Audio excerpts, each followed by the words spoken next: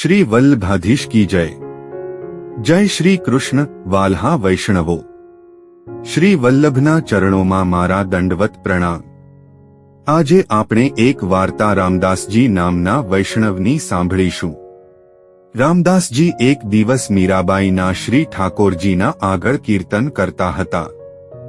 શ્રી મહાપ્રભુજીના પદ ગાઈ રહ્યા હતા ત્યારે મીરાબાઈએ કહ્યું, રામદાસજી બીજું કોઈ પદ શ્રી ઠાકોરજીનું ગાઓ.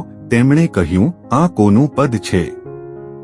આજથી તમારું મુખ હું કોઈ વખતે જોઈશ નહીં.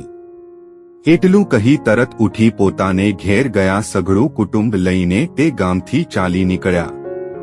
મીરાબાઈને ખબર પડવાથી તેને સમજાવવા બહુ કહેવડાવ્યું, પણ રામદાસજી માન્યા નહીં. તે દિવસથી તેમણે ફરીથી તેમનું મુખ દીઠું નહીં. વૃત્તિ છોડીને બીજે ગામ ગયા. કોઈ વખતે તે ગામ આગળ થઈને નીકળ્યા પણ નહીં. ત્યાર પછી મીરાબાઈએ બહુ વખત બોલાવ્યા પણ રામદાસજી આવ્યા નહીં. મીરાબાઈએ ઘેર બેઠા ભેટ મોકલી, તે પણ રામદાસે પાછી મોકલાવી અને કહ્યું કે તમને જ્યારે અમારા શ્રી મહાપ્રભુજી ઉપર મમત્વ નથી, તે પછી અમારે તમારી વૃત્તિને શું કરવી?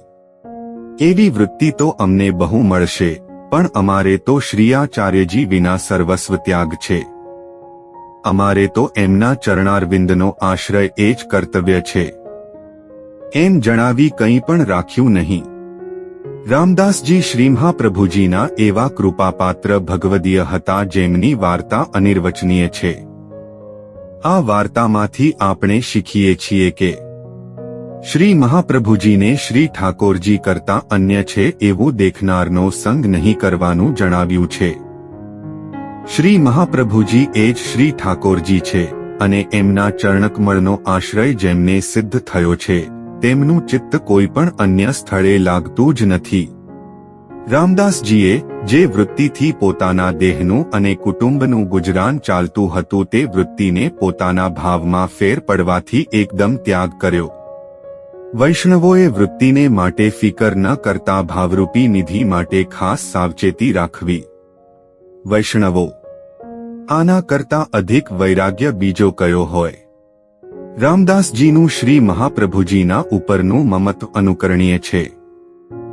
જો તમે મારી ચેનલને સબસ્ક્રાઇબ ના કરી હોય તો આજે જ મારી ચેનલને સબસ્ક્રાઇબ કરી લેજો અને બેલ આઇકોન ચાલુ કરો, જેથી તમને આવનારા પ્રેરણાદાયક અને જીવન પરિવર્તનકારી કિસ્સાઓની માહિતી મળતી રહે. જેને સમજાય તેને વંદન. જય શ્રી કૃષ્ણ. વાલ્હા વૈષ્ણવો, શ્રી વલ્લભના ચરણોમાં મારા દંડવત પ્રણામ.